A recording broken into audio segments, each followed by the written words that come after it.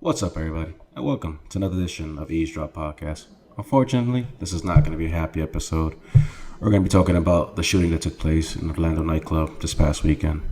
Before we dive into that, let me introduce you to everybody. What's going on, Angel?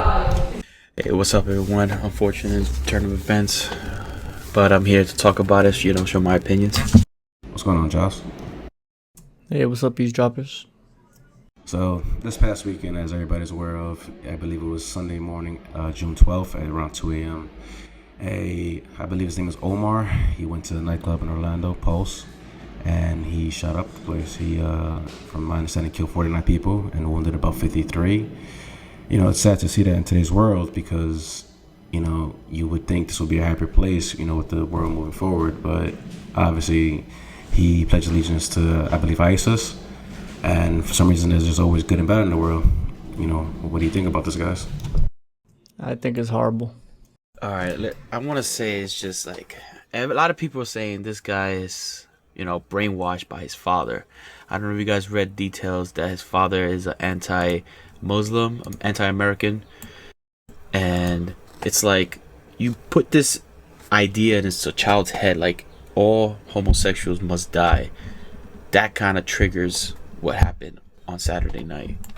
Yeah, it was an act of hate because of how he was raised. You would think as a parent you would raise your child to be as nice as possible, but obviously in today's world there still are racists, there still are people who have hate, and there still are people who don't see everybody as equal, which is a shame. Like, how can you go to a place like this where people are having fun, they're enjoying their night, and they're celebrating? I'm pretty sure it could have been somebody's birthday, just going out with friends you haven't seen in a while, and you just have this mindset that you're going to kill people. And then after you do it, you call, and you're calm, cool, and collected, and you're laughing. Like, how can somebody raise a child like that in this world?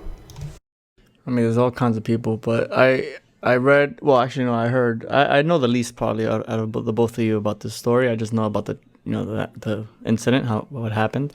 But from what they said in the news, they said that the FBI actually had this guy pop up on their radar twice. Yeah, in 2013 and 2014, but he wasn't a threat. That's what they say. Interesting. Yeah. That's kind of crazy. Yeah, but another thing, another main concern is he had an assault rifle. That ties into more gun laws and everything. And I honestly feel I feel like people should be able to have a handgun maybe, or about some smaller weapons, but bigger arsenal assault rifles are not cool. Well, he had a handgun also. When he came out of the breach that they made, he came out shooting at cops. And that's why they killed him. Yeah, he had both. But it's less of a threat. I feel like if you have a handgun, I guess the police has more of the capacity to deal with it than somebody that has assault rifles. It's just all out war. Yeah, but still, that's crazy. And even with gun laws, people are still going to find a way to get their hands on assault rifles because people with gun trafficking. So it's regardless of how strict these laws are, people will find a way to get their hands on it. Yeah, of course, but I still would rather have some checkpoints, some guidelines. Literally, I don't know too much about gun laws, but I think you could just walk in and buy a gun. Yeah, and I feel like you should be able to have these procedures that you have to need a license. Same thing as driving a car, because a car is like a weapon in a sense. I feel like you should go through a safety course and get certified and then be able to carry a weapon. And that's just maybe a lower weapon. If you want to go to higher up, you have to go through a bigger process. Have your name go into a certain category or list, with the army or I don't know, somewhere that they can see your name having a certain gun and you see the serial number attached to that gun. Things like this, Yeah, this is guidelines. They do a background check, and there is a waiting process when you try to apply for a gun. Yeah, but that's it. There's no way of watching people. There's no way of... The only thing you can watch, you only can prevent this kid from buying assault weapons is doing a family record, and even that, the kid was clean. The kid hasn't done anything, so he was eligible to buy a pistol or a assault rifle. Yeah, well, my thing is just that I would like some type of process to keep track of things, because all right, now that guns is part of American lifestyle, I guess, in some places. It's always been. Yeah, no, exactly. So it's hard to say, okay, let's everybody turn in your assault rifles. You can't do that. So I think from this point on is at least easier for people to register their guns, attach that gun to their name and make it a part of their person, their life, their social security or something. So you know who's who has what they have checked out, and things like that.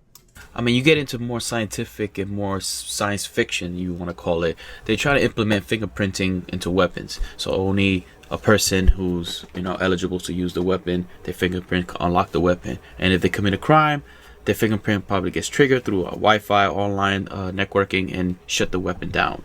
But this kid, there was no way this kid could be found affiliated with Al-Qaeda. I mean, there's probably more reports out there because this is still fairly new. Investigation still going on, but it's just tragic that 49 people had to die because of an idea, a radical idea.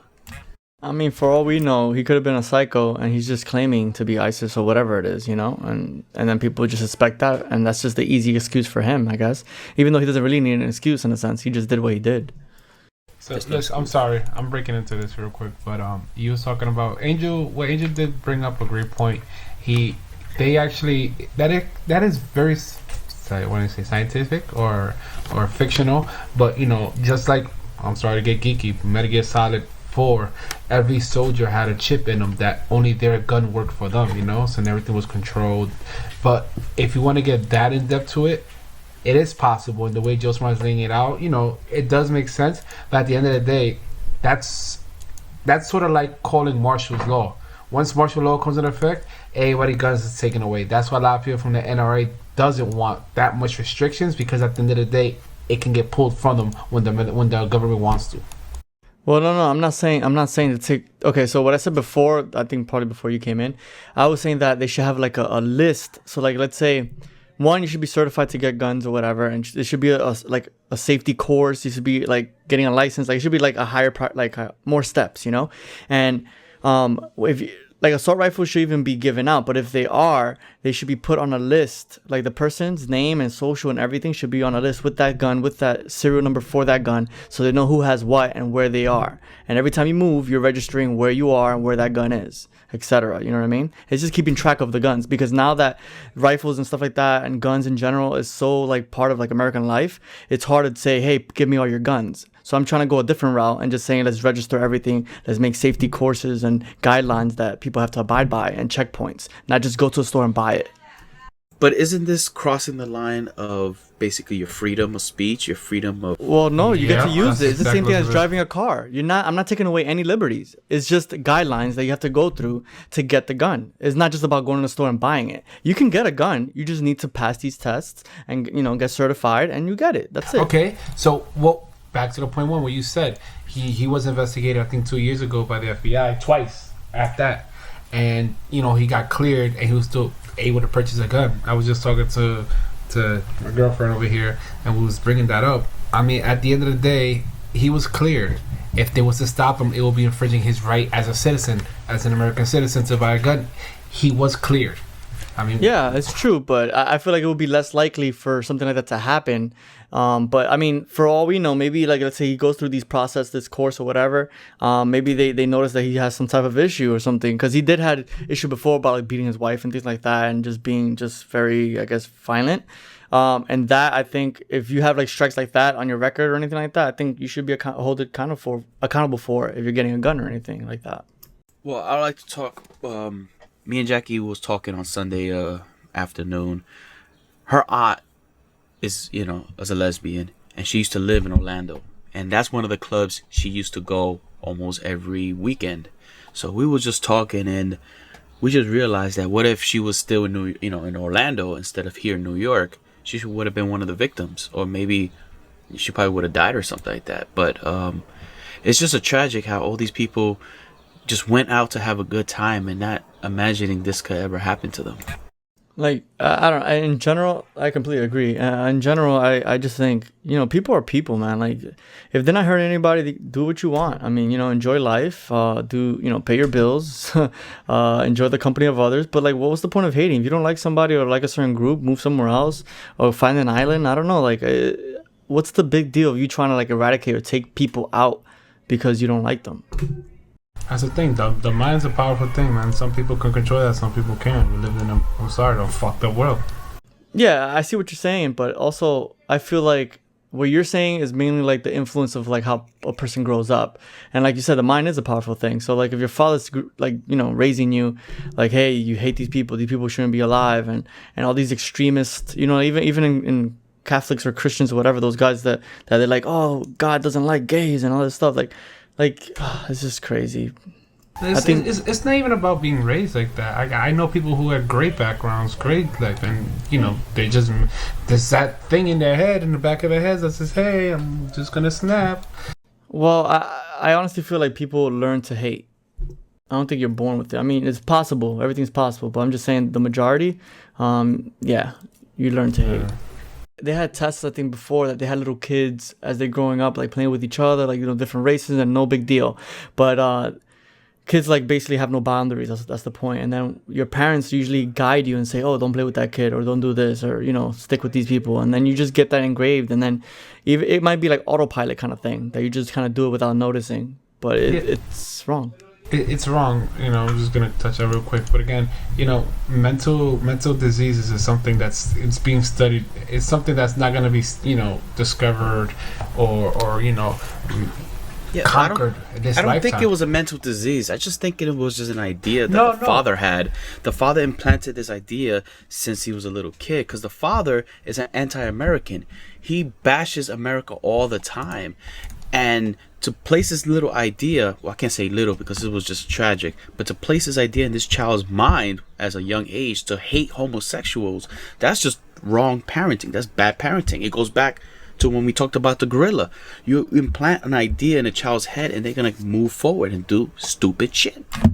It's like, again, but that's the thing. That's not what I'm trying to say. Again, the mind is one of the most powerful thing in the world. You can have that mental disorder and not even know it, and then one day, boom, triggered. That's it. Like, it's not something that's gonna, oh, you know, this is how I grew up. This is how my family was. This is what I went through in life. No, that shit can happen to anybody. Like freaking, how do you call it? The thing Muhammad Ali had, Parkinson's disease. It's still being studied now. We don't know how he got it. A lot of people say he got it through boxing, but look at all those boxings. Again, mental diseases is something it can happen to anybody. Well, this kid is obviously didn't have no mental disease or anything like that. This kid just had an idea. He thinks that all homosexuals need to be sorted out by God. It's one of those words how he quoted. He believes that people need to die if they are not straight, basically. So that's kind of, if you want to go into the mental disease, sure, but you have to hit the part of religion. Religion is a brainwashing mechanism that controls people. I don't know what they're going to do with ISIS. I have no idea what's going to happen now with the Muslims, because right now Muslims are the most hated religion in the world. To move forward like that, I don't know what's going to happen in the future. Yeah, in the future, nothing's going to happen now, what Obama said, but in the future, we don't know. You know, it's interesting because actually this morning I saw this video. The company's called like AJ. I think they're like some type of news organization. I don't know if you guys noticed, AJ Plus or something. It was a video about this like ex-CIA agent or something. And she was saying how it's funny and interesting how everybody functions on like these little stories. I might not be explaining it the way she kind of explained it, but I'm gonna try to get to the, you know, explain it the best as I can. But she says, in like Western countries, let's say like in Iraq or whatever, the story of like Star Wars, like the rebel taking over the empire because, you know, they're doing something wrong. Like everybody thinks they're the good guy, and she was explaining how like every movie that you see, like Will Smith, you know, fighting the aliens, the higher technology, the strongest, like, you know, enemy or whatever, and like I feel like everybody thinks like they're that good guy, like that rebellion, like to everybody else, like we are the empire, like America's like the biggest, greatest, strongest country. That's a good point. So these little guys are coming in and doing these little things. So they hear one side of the story, and we get told another side of the story. Oh, terrorists, this Muslim are evil, and this and that. But on their side, oh, they're evil. They come and attack us. It's like 9/11. Like to us, they hit us, they attacked us, our building, blah blah. And to them, they came over here and started war. Like, you know, like it's kind of two-sided. It's weird. I mean, like Angel said, you know, it does fall on one part of religion, but you know, like you were saying, you have the regular people who believe in religion. You know, religion was created to bring structure, to bring peace, to bring, you know, a path of life. But at the same time, like you were just saying, there's extremists, and you know, just because one person or one group is an extremist, you can't blame a whole religion on it. Yeah, I agree. Yeah, it's all based on love, man. It's crazy out there, but yeah. I mean, I wish them all the best, their families and everything. My condolences. Yeah, prayers out there to them, man. It's just crazy. It's crazy. Nobody should go through that. And I could imagine the aftermath of all that, just the damage that is done, the repercussions and the waves that is ripples all around the United States. You know, everybody's feeling it. It's crazy. Yeah, I mean, on that note, you guys didn't have any last words? Stronger background checks, man. I mean, that's a long ways from now, man. But that's where you gotta start. I just hope we get to a point in this world, in this life, or even in the future, that this is just like, we could put this all behind us. If there's any problems, we could talk about it instead of shooting each other first or bombing. Like, why can't we just all sit down and just talk it out? Like some type of order, some type of organization of minds, of humanity. We're all the same. I don't know. Yeah. Dude, regardless, there's always going to be good and there's always going to be evil in this world. And it's just a balance. Regardless of how good you want it to be, it will never be this perfect world. Because evil will always exist, you know, from people being raised that way, or what they see on TV, or just their mindset. Yeah, I'm not saying that there aren't going to be evil. The thing is, being able to sit down with your enemy and talk it out and see what you can come up with, what kind of negotiations you can come up with to kind of bring peace or understanding or borders or lines, or, you know, something to calm it down instead of getting so you know, rash and just bombing things and shooting things out of nowhere just to get people to hear you, because everybody wants to be heard, and that's the point of doing these things, because they want something to happen.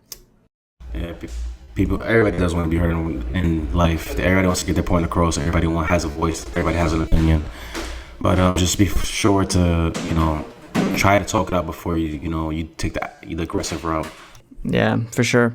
But on that note, well, thanks for eavesdropping, eavesdroppers. And as always, subscribe, follow, and like EaseDrop Podcast. Until next time, guys. Peace out.